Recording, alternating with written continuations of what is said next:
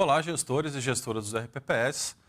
Acredito que todos vocês já tenham recebido a nova resolução 4604, que alterou a 3922 e trouxe novas diretrizes para os investimentos dos RPPS. Na nossa opinião, a nova legislação ela foi bem positiva no que diz respeito à governança e alinhamento com as normas principais da CVM. Então, ela trouxe alguns itens de governança que vão proteger mais os investimentos dos RPPS. Dentre essas principais mudanças, a gente acredita que os investimentos em crédito privado foram os que ficaram mais protegidos. A legislação ela trouxe alguns itens de segurança onde investimentos em crédito privado somente de companhias abertas vão poder fazer parte dos investimentos dos RPPS. Isso vale tanto para fundos de renda fixa, multimercado, crédito privado, FDICs, todos os fundos que envolvem a permissão de terem em suas carteiras créditos privados, esses créditos eles vão ter que ter uma qualidade e uma segurança maior para os investimentos dos RPPS. E quais são essas seguranças? Exatamente serem emitidos por companhias abertas. Bastante gente nos ligando e perguntando quais são esses requisitos, né, que protegem mais o investidor por ser uma companhia aberta. Então, basicamente, a empresa ela tem que ter a publicação de balanços, né, tem que dar mais transparência para os seus resultados para o mercado em geral, ela tem que constituir uma área de relacionamento com investidores, né, ou seja, ela tem que ter uma área dentro da empresa que vai se comunicar com esses investidores e, além disso, todas as emissões dessa empresa ela vai ter que passar por um registro na CVM. Ou seja, esses itens de governança acabam trazendo mais segurança para os investimentos dos fundos que vão adquirir esses ativos de crédito. Além disso, né, a resolução ela trouxe outros itens de segurança também na parte de renda fixa. Então, acho que todo mundo se lembra dos famosos fundos IMA, né? Então, agora não tem mais a necessidade de você ter o IMA como índice de referência, você vai ter que ter qualquer outro índice de referência, desde que não tenha em sua composição aqueles itens e ativos relacionados ao DI de um dia. Então, ou seja, não tem mais essa de ser IMA, mas a característica dos ativos ali dentro vão ter que ser os mesmos. Então, títulos públicos atrelados à inflação ou pré-fixados, eles não podem ser atrelados ao CDI ou ao DI de um dia. Essa nova composição relacionada aos fundos de renda fixa também trouxe uma novidade. Além da exclusão dos índices, ele também vai ter que ter o sufixo referenciado, né? Essa parece uma mudança sutil, mas na verdade ela é uma mudança importante, porque ela traz também um alinhamento com a CVM 555, que diz ali que os fundos referenciados eles precisam ter pelo menos 80% da carteira tem que ser composta por títulos públicos federais ou por títulos que sejam classificados como baixo risco de crédito. E além desses 80% em títulos públicos e ativos de baixo risco, 95% da carteira desse fundo, para ser considerado referenciado, tem que estar alinhado direto ou indiretamente com o índice de referência. Ou seja, se eu tiver um fundo referenciado IMA-B, ele tem que ter 95% da composição atrelada aos ativos que fazem parte da composição do IMA-B.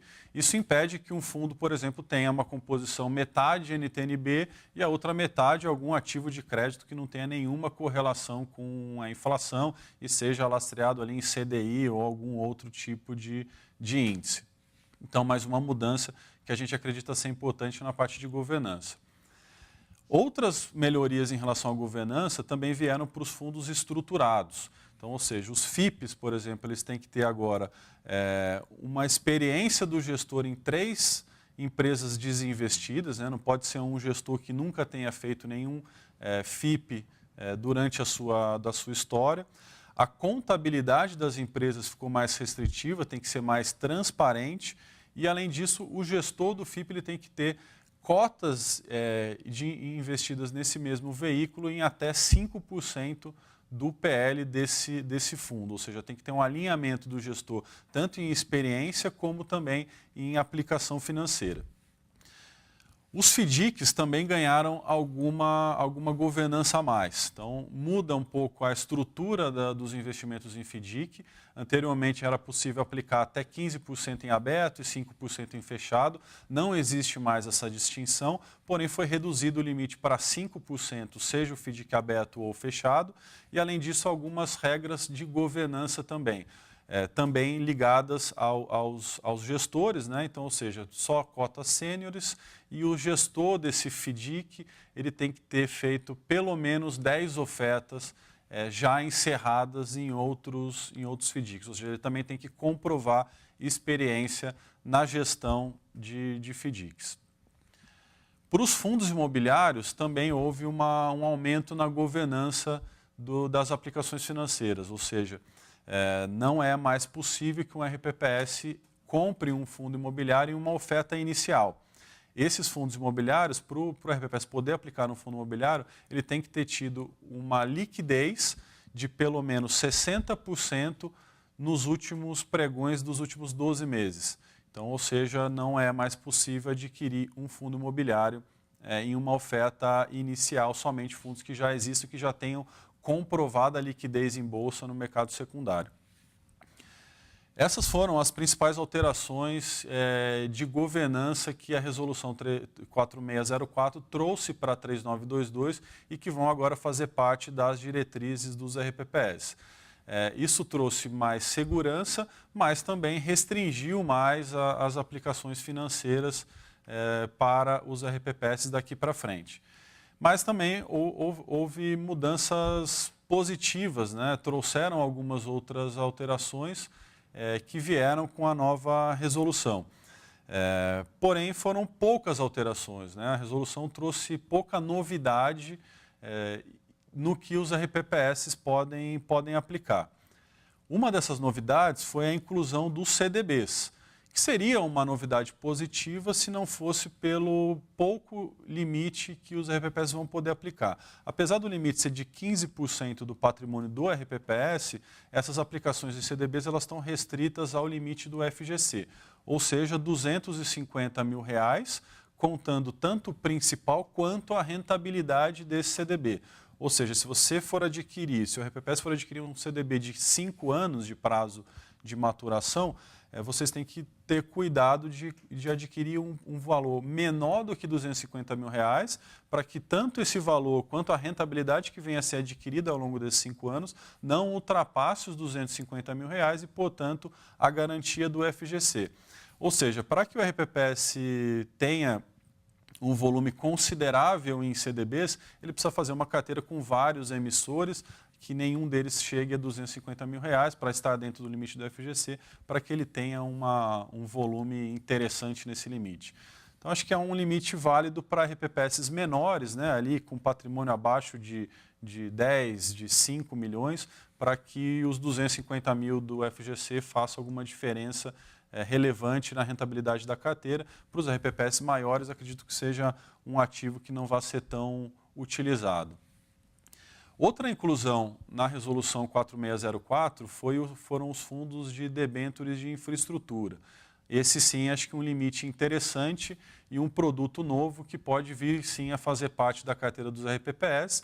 Apesar do limite pequeno dado para esse tipo de fundo, de 5%, ele é um fundo que traz ativos interessantes dentro da carteira, que são exatamente as debêntures incentivadas para o segmento de infraestrutura. Eles estão ali descritos na Lei 12.431 e traz como um dos benefícios a isenção fiscal para pessoas físicas, mas essa isenção ela acabou trazendo um interesse em geral dos gestores, né, e das empresas em emitir ativos de infraestrutura em formatos de debêntures que tem uma governança também bastante interessante, e acho que é um ativo que pode sim fazer parte da carteira dos RPPS e ser um investimento importante.